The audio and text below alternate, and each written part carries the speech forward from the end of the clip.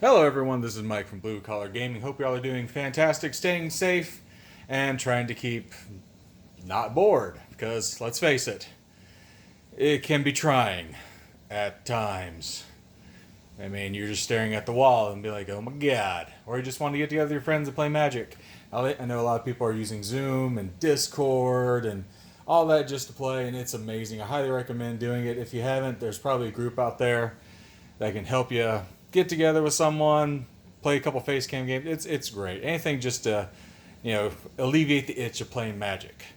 So today, I thought I'd share one of my most favorite decks. And since we can't be around people or friends, I thought I'd show you the friendly deck I made. And I say friends as foreshadowing. Ladies and gentlemen, I give to you Golos, the Tireless Pilgrim. Now, Golos is a absolutely fine 5-color commander all by himself. He gets lands, he lets you play the top 3 cards of your library. He's just all around a fantastic creature. So, what you have to ask yourself in this deck is, do you like friends? Do you want to be around all your friends with no 6 feet social distancing rule? Whatever could I mean? You know what? I think we're gonna be friends. Special friends. That's right. If you haven't guessed yet with all my foreshadowing, I have built Golos Superfriends. And he has friends, and his friends like to get close together and party and have a great time. So, as I go through this deck, I hope you all enjoy it, and let's dive into our friends. Special friends. So, I actually have a few more friends that we'll get to in a second, but here's the majority of them. As you can see, Planeswalkers are stupidly powerful if they stay on the board. Keyword, if they stay on the board. So, if Liliana ults, it's game over. That's usually the main way I win with this deck, is somehow I'll get to Liliana's ult, I'll make everyone sacrifice everything, and just say, good game. Now, Tamio lets you mill, which we don't mind in this deck, surprisingly. We have enough ways, as I'll show you as we move along the deck tech, that I can get stuff back. So I don't really mind milling all that much. But the best part is, for 3, we can get stuff back. So we're all good. If somebody mills us, it's annoying. Really annoying. But we should be okay to get stuff back. Nicol Bolas, the Planeswalker. He's just Nicol Bolas, the Planeswalker. I mean, ew. Destroy, his roll-up is a destroy target non-creature permanent, then gain control of a creature. Then he does 7 damage to the player, they discard 7 cards, and sacrifice 7 permanents. So, the general theme is never let him ult. Same thing with Ugin, Ajani Vengeant. That card. So, on the surface, like, 4 mana for 3, yeah, but that -7 is destroy all lands target player controls. Yeah, people want to destroy this one really quickly. I haven't done it because, well, I take that back. I've done it a couple times. It's funny. It's just you feel kind of bad afterwards. You're like, oh, I destroyed your lands, and sorry? Yeah, you can't play anymore. We got a Garruk, Apex Predator, Chandra, Awakened Inferno, because her making emblems and then doubling emblems, and oh my goodness, it gets crazy. She can win by herself as she goes unchecked. Yes, I play both the fairies. Don't judge me. I can sense you're judging through the internet. Ouch, it hurts. Ashiok, Nightmare Muse from the new set is, it's so great. You can bounce stuff, get double activations. You start playing stuff from exile. Too good. Tamio Field Researcher, the ultimate is actually Omniscience, so we love that. I don't think Karn needs any introduction whatsoever. It's Karn Liberated. He's nasty.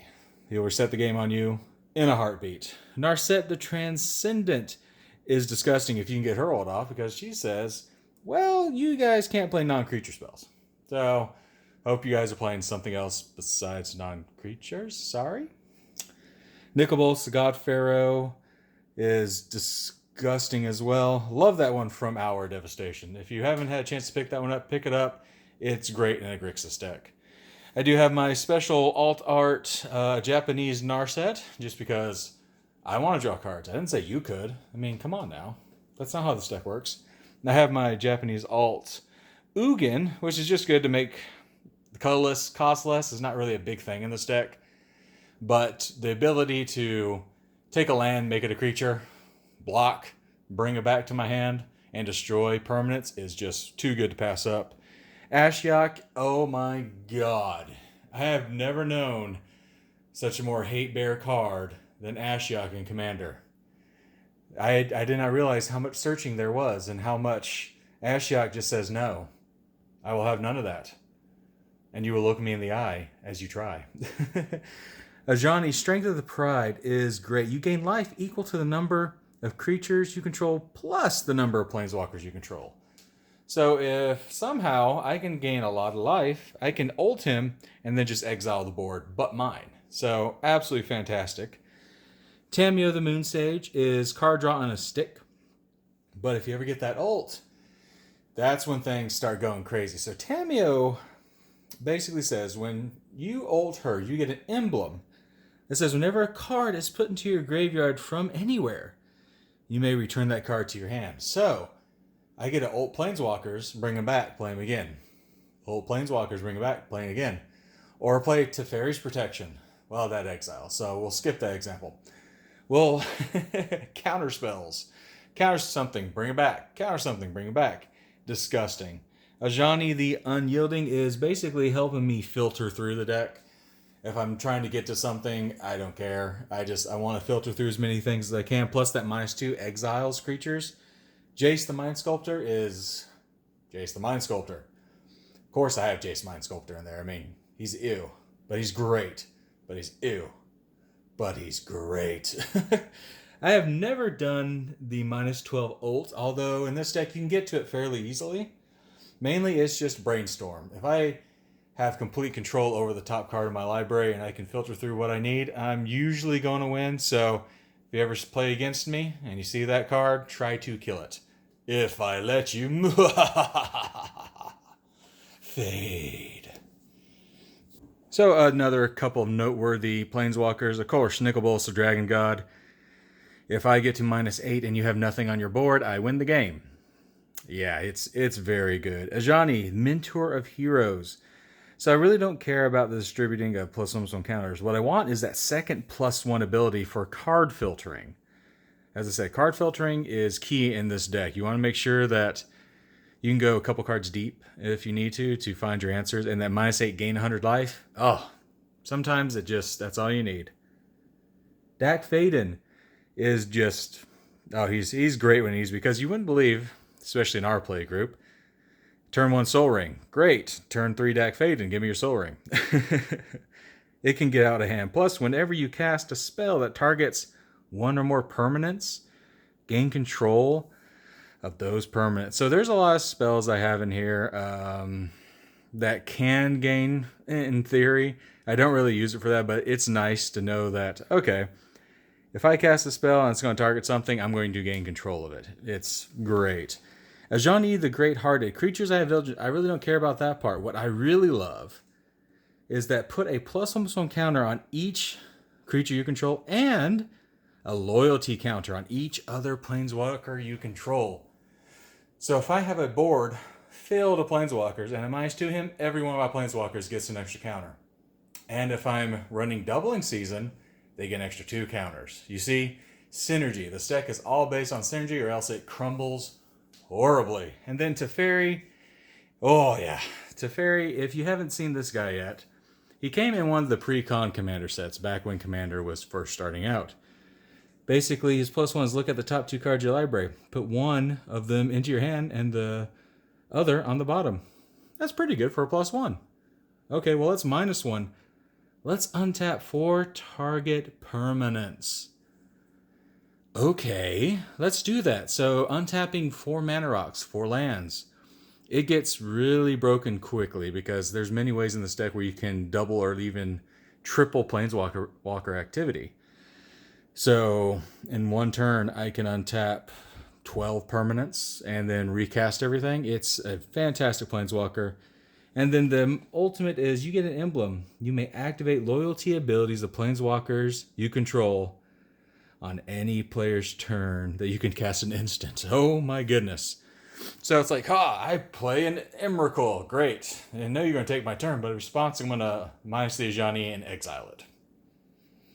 It's fantastic. Planeswalkers are meant to be sorcery speed because they are very powerful. So when you take that power into other people's turns, they become extremely well. So that kind of rounds up our Planeswalkers. Let's talk about our artifact lineup. Now, for our artifacts, we like to cheat stuff into play. There's going to be many times where in a 5-color deck, you really don't have the mana for what you need.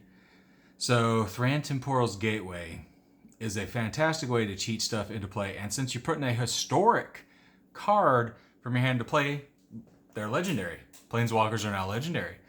So at somebody's end step, go ahead and flash in a Planeswalker before they can do anything about it.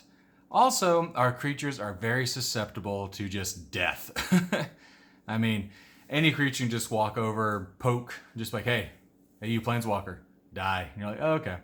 So Meekstone is just a really fun way to say, okay, creatures, power 3 or greater, yeah, you can get in one attack, but nothing after that. Now, I know one of the questions you guys are going to have, especially once you get to enchantments, is why don't you run Propaganda and Ghostly Prison or Norn's Annex? That's simply because the way they're worded, players, you can't target or you can't attack a player without paying the mana. Now, back in the day, Planeswalkers were considered players, so it did work. But the rule has now been errated, so now Planeswalkers are no longer players. So Ghostly Prison, Norn's Annex, Propaganda don't really help out your Planeswalkers, and I just figured if they're not helping my Planeswalkers, then I don't need them. We can find other fun stuff for it. So the Chain Veil is the most broken Planeswalker card you can ever put in a Super Friends deck. For 4, you get to activate every one of your Planeswalkers a second time. I mean, you just seen some of the Planeswalkers I have. If I get 2 abilities with Nicol Bolas and I take 2 creatures or destroy 2 non-creature permanents, yeah, I could add up very quickly. And as you can see, we need mana. We love mana, we want mana. We need more mana. So Mana Crypt, Soul Ring, Felwar Stone, Arcane Signet, Chromatic Lantern. And not only do we need mana, but we need mana of the right color to play some of these things. So anytime that we can get color fixing or enough to pay the converted of some of these spells, because some of them are pretty high cost, but playing these things early on an empty board is where you're going to get the most value. So fast mana definitely helps. Now, you have Scroll Rack here, who basically says, if you have a handful of nothing or a handful of lands and you already have a decent land base and can get by it, well, why don't you just take as many cards as you have in your hand, draw that many, right? Then put that on top. So you get a free hand and a free way to actually dig through your deck to find answers that you need.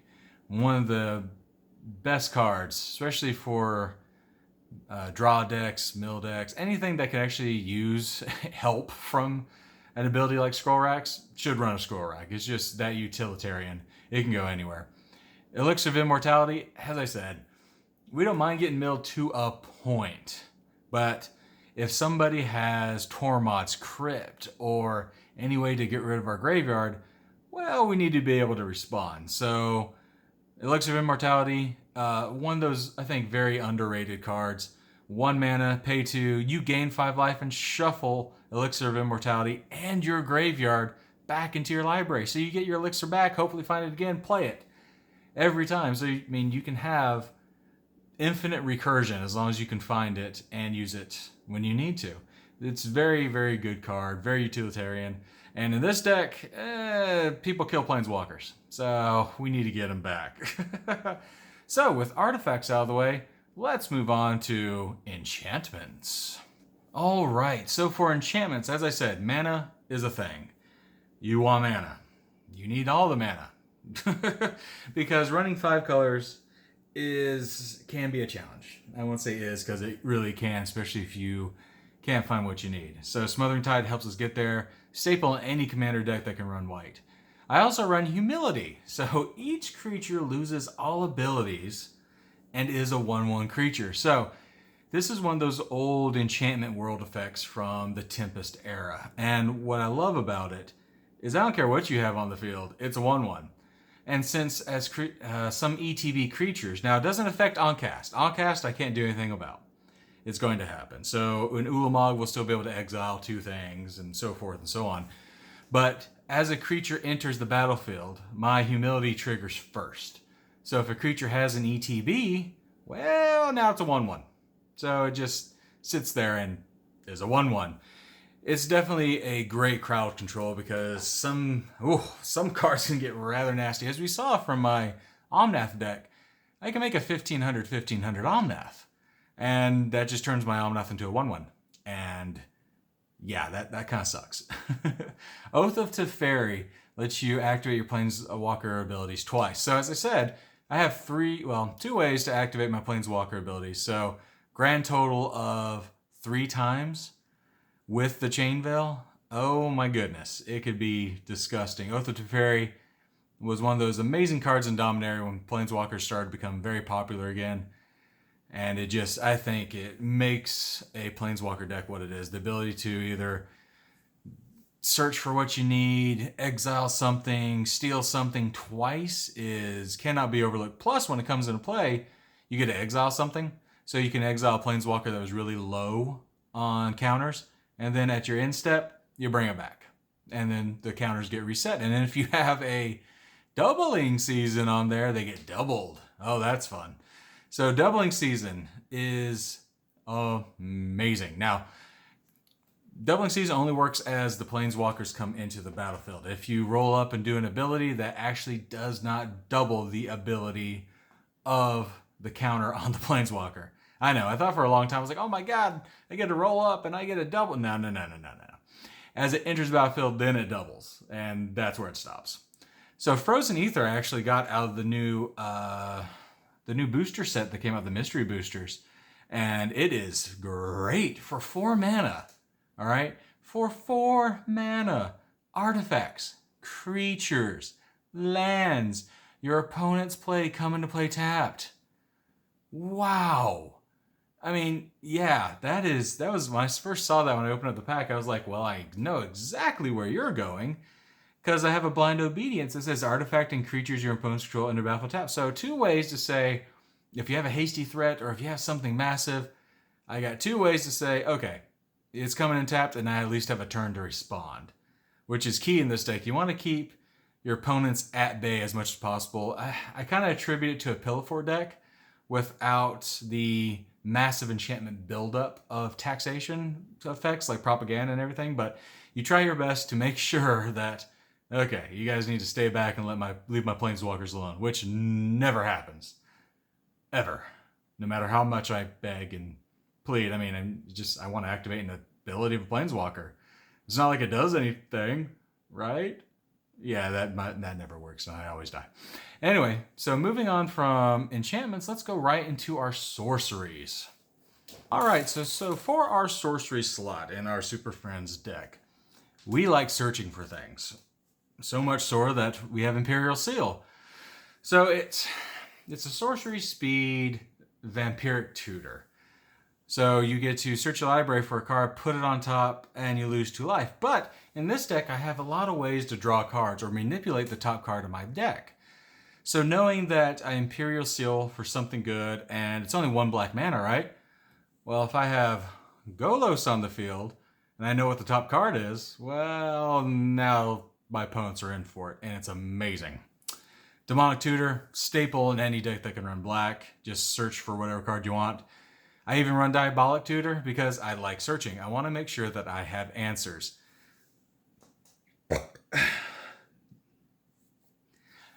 This deck can be very, very squishy if you don't have the right answer. And as such, as you can see, we have 1 or 2 board wipes. Just a few. Actually, there were a lot more. There was Wrath of God. There was Decree of Pain. I had a lot more in here. But as I said, I like the quality of a game over the quantity. So I figured, 4 Wraths and a Terminus, it's fine. I mean, it's all about the fun. But we do have a supreme verdict to say, no, no, no, no. We destroy everything, can't be countered. Terminus is always fun. Just say, okay, we'll put all your creatures on the bottom of the library. Cleansing Nova, same thing. Destroy all creatures, or what I usually use it for is destroy all artifacts and enchantments. Yes, that does hit my stuff, but as I said, I don't mind losing some stuff because I have ways to get my graveyard back in action. Austere Command is just great. I mean, 6, and you have so many things to choose from. Merciless Eviction, the Exile is so good, especially when you're playing Eldrazi. Clear the Mind, as I said, I can shuffle my graveyard back into my library. We have that. We have Elixir. We have the Tamios. There are ways for me to get stuff back from my graveyard into play or into my library. Primeval's Glorious Rebirth. So when I cast this, I can return all legendary permanents from my graveyard to the battlefield. And what are legendary permanents? Well, I'm glad you asked. Planeswalkers. Yeah, Planeswalkers, they're legendary. So somebody spends their entire time, oh yeah, blow up that, blow up that, blow up that. I'm like, okay, sure. And then I replay them all. It's great. Now this is a very underutilized card, especially if you're playing a Joda deck or anything that really relies heavily on the legendary aspect of the creature play. So Joda, Golos, stuff that other decks that really rely heavily on legendaries, because you get to look at the top X cards of your library. You may put any number of land and or legendary permanent cards with converted mana cost X or less from among them, put the rest in your graveyard. So we have all this land, we have all this mana, the mana rocks and our land fixing. Well, if we just have 2 green and can't get what we need, well, we'll just dump out a absolutely massive Kamal Druidic Vow for 20 and put everything on the battlefield. It's fantastic. Now, I wish if Doubling Season was a legendary, it would be broken. But as you can see, in our sorcery slot, we like to play a lot of defense. We like to search for what we need. We need to blow up the board multiple times if we have to, and we need to be able to get stuff back from our graveyard, or just Genesis Wave in a legendary way and dump all of our Super Friends or any legendaries on the battlefield. So, with that going over, let's go to our instant slot. So, for our instance, as you can see, we're still on the counterspell-ish plan. Dovin's Veto, Force of Will, Cryptic Command, Mana Drain. Don't get me wrong, there used to be a lot more counters in here, like the actual counter spell.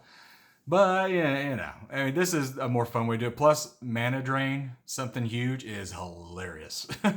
Teferi's Protection, Cyclonic Rift, and both paths, Swords of Plowshare, Path to Exile. These are basically our oh crap buttons. So somebody starts going off, playing everything, we can't do anything about it.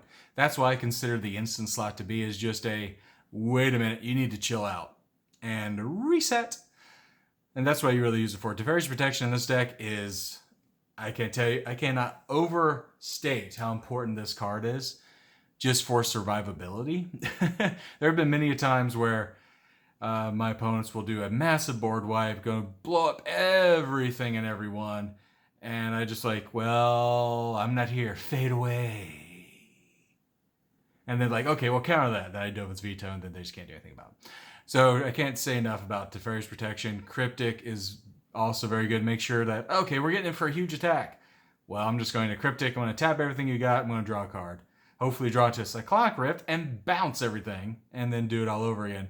Force of Will is just fun, especially if you're tapped out. You have a bunch of something in blue that you can't use, and somebody plays just a absolutely disgusting Eldrazi or a huge threat, and you're just absolutely not. Get rid of it. Bye-bye now. Yeah, so that's why I consider it instance, is just the panic button, the much needed reset of something. And with instance out of the way, let's go to creatures. What? Wait a minute. Wait, creatures? I don't have creatures. Do I have creatures in this deck? We didn't talk about this. What? You made why are you putting creatures in this deck? It's a Super Friends deck. I know, but still. I mean, we got to talk about this, guys. So intermission.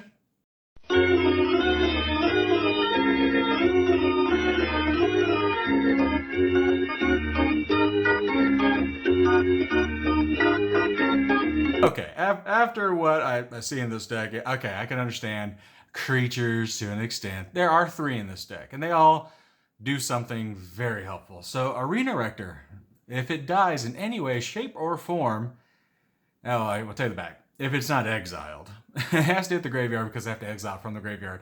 I'm going to get any planeswalker I want and throw it onto the battlefield. Ew.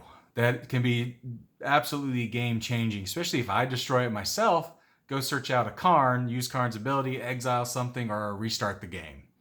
Deep Glow Skate is phenomenal. So when it enters the battlefield, it is a doubling season on a creature. So if we have our doubling season out and we automatically have a few good planeswalkers, we play them, it's not quite there to ult. Well, for 5 mana, let's just go ahead and make sure that they can ult.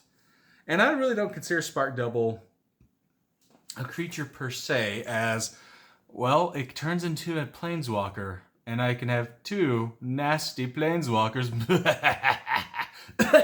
Excuse me, it's allergies. But I can have 2 planeswalkers on the battlefield, and it comes to play with an extra loyalty counter. Anytime you can have 2 of something in a commander deck, yeah, take full advantage of it. I mean, full advantage of it. So, we've got our planeswalkers, we've got our enchantments, our instants, our sorceries, our artifacts, creatures. So, now we got to talk about the land base. And in my experience, if you're playing 5 color, you need to be able to hit your colors. So, most of the time and effort into this deck actually went to the land base, and you'll see why. So, fade out, fade in. So, yeah, as you can see, I like mana. I like making sure that I can always hit the mana I need. I mean, you have 40 life. Paying 1 life and searching for whatever you want, I mean, it's nothing in Commander.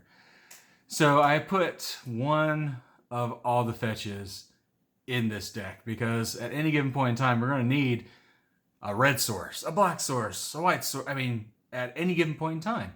I could have a beautiful hand filled with Karns and, Nicol Bolas and Grixis and Simic and all the other colors, but if I can't get to the mana I need, well, there's kind of no point to playing them. That is the main purpose of, fetch lands like this, is you want to color correct as much as possible without taking away from your deck. So we have our fetch lands. So what are we getting with our fetch lands? Well, I am so glad you asked. Your basics. Of course, every deck runs basics. Now, one of the biggest things for running basics, especially in a deck like this, is Blood Moon is a very, very real thing. And yeah, I know that 1 planes over there doesn't match this. I know it irks me too, but what you gotta do? So running basics in your deck helps you hopefully guard against the possibility of getting Blood Moon or Magus of the Moon. So if okay, Blood Moon coming down, crap, crack a fetch land, go grab this. Hopefully recover, because this deck plays a lot of non-basic lands.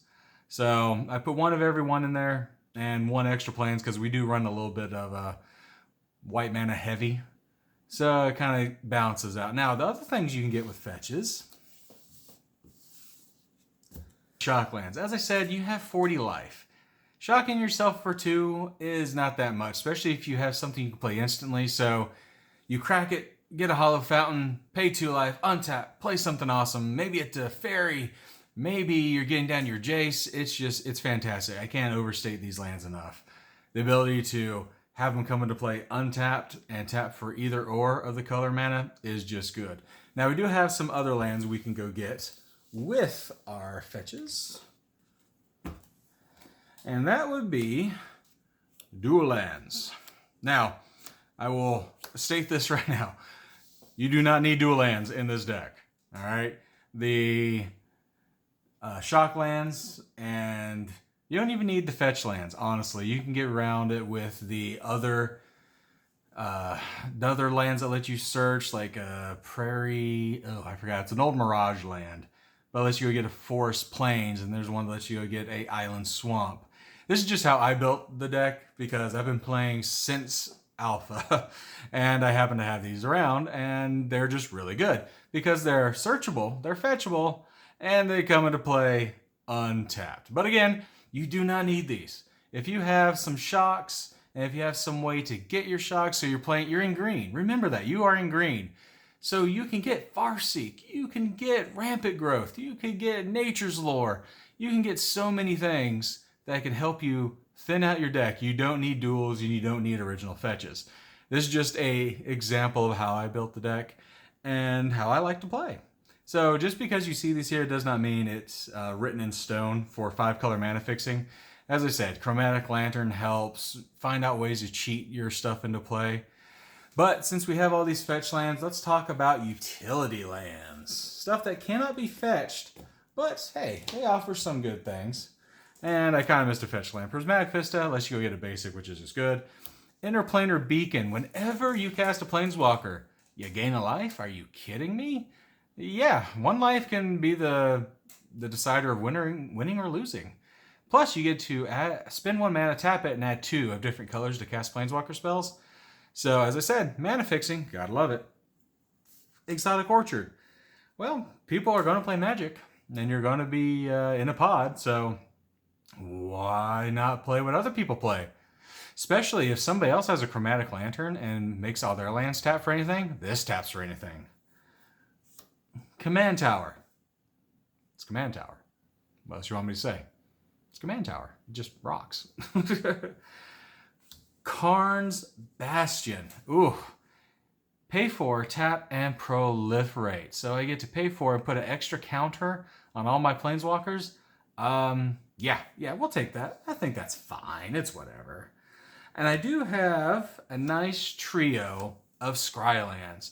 Now, Scrylands are pretty good, especially early game. Turn 1, turn 2, turn 3, I think even up to turn 4, 5. It just helps you see what you're getting, what the next card is on top of your deck, and plan accordingly. So Scrylands are absolutely perfect, especially if you don't have some of the other dual color lands. And M20, they just threw them all in there. Plus, there's a bunch of the tricolor lands you can try to fit in here. Anything you do to help your mana base, as I said, it helps. So, with that being said, that's the land. That's the deck. So, let's talk about in the wrap-up. See, I told you could have friends and not worry about social distancing. See, look all the friends Golos has. And they're all close together. They love each other. And they synergize. Sorry, God, allergies is just everywhere. It's weird. Anyway, guys, I hope you really enjoyed that deck tech. Tell me what you think. Leave a like, comment below. Tell me how, if you run Super Friends, tell me how yours is built. Let me know maybe something I can change in mine. As always, guys, thank you so much for watching. I hope you all stay safe, take it easy, and I'll catch you in the next one. Farewell.